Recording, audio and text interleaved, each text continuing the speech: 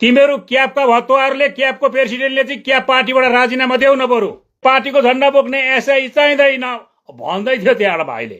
अब जति नै तिमीहरूले चाहिँदैन भन्दा नि 2 तारा लगाएको छ तिमीहरूले स्यालुट त हान्नै पर्छ। कुनै गरिब नारीलाई आमा योजनाको 20,000 को चेक दिँदाखेरि रुँदै कति खुसी भएर मुख्यमन्त्रीलाई आशीर्वाद दिँदै 20,000 को चेक थप्छिन्। तिनै एउटी नारीलाई 1 लाख को चेक दिँदाखेरि टोयलेटमा मुख्यमन्त्री आएर टोयलेट बस्नु भन्छ। हाम्रा आमाहरूलाई त 20,000 ले त कति भयो उलाई त ओल्लो छेउदेखि पल्लो छेउ पनि नपुग्ने रहेछ। त्यस्तो उसँग क्षमता भाकी रहेछिन्। के खोज्न तिमीले हात पसारेको? त्यति धनी बडा कि करोडपति कि लखपति कि छोरी रहेछिन्। त्यस्ताले किन सरकारलाई हेल्प माग्नु? त्यही पनि फास्टफुड गर्छु भनेर माग्नु अनि होमस्टेको ब्लेम लाउनु। 39 जना एसआई को परीक्षामा पास हुने भाइ बहिनीहरूले यो क्याब पार्टीको मान्छेको चाहिँ तपाईहरुले के बिगार्दिएको थियो? अब यो खोजी गर्ने बेला भयो तपाईहरुले। यहाँ त किनभने तपाईहरुको विरुद्धमा त यो मान्छेहरूले त उग्र रूप लिँदैछ। आज तपाईको बाबुले बा के बिगार्दिएको थियो कि यो क्याब पार्टीको? तपाईको कसैले सन्तानले केही बिगार्दिएको थियो कि?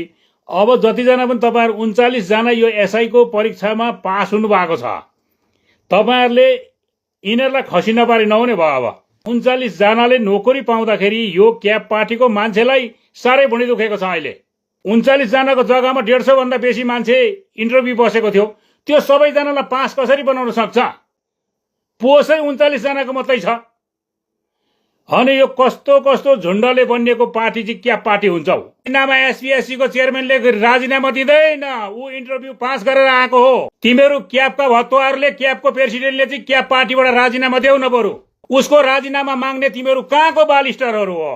किनभने यो क्याब पार्टी जातिवादी पार्टी हो। कुरा सत्य छ है। चामलिङ साहबकै जुठो खाएको छ। बुझ्नु है सिक्किमको मान्छेले कुरा। 39 जनाले नोकरी पाउँदाखेरि 17 जना मान्छेले र माथि नाटक कसले देखाएको? 25 वर्ष सरकार चल्दाखेरि कुन चाहिँ माथि जंगल जंगलमा बस्ने, फारसको छेउमा बस्ने, खोलाको किनारमा बस्ने गरिबको नानी चाहिँ एसआई को पोस्टमा भर्ती भएको थियो। त्यसको फोटो र नाम सहित यो मुनि मैले बोलेका मुनि कमेन्ट गर्नु।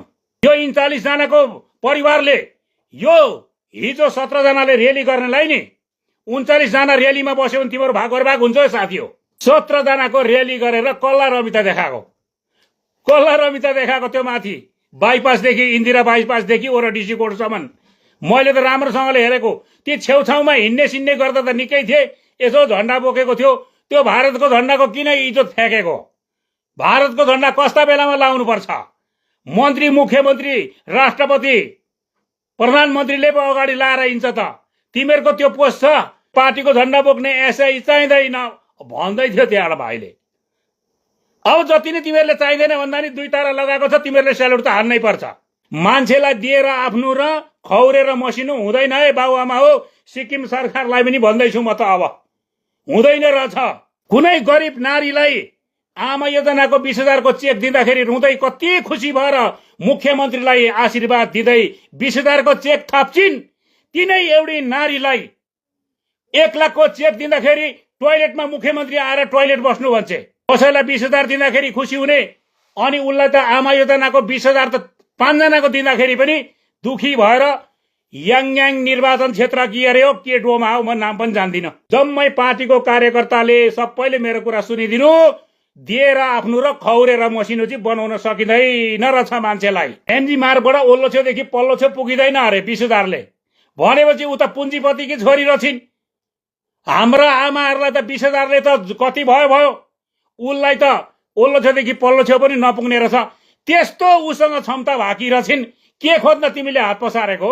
त्यति धनी बडा कि करोडपति कि लखपति कि छोरी रहेछिन्। त्यस्ताले किन सरकारलाई हेल्प माग्नु? त्यही पनि फास्टफुड गर्छु भनेर माग्नु अनि होमस्टेको ब्लेम लाउनु। सरकार लाटो छ भनेर। यो सरकार लाटो छ?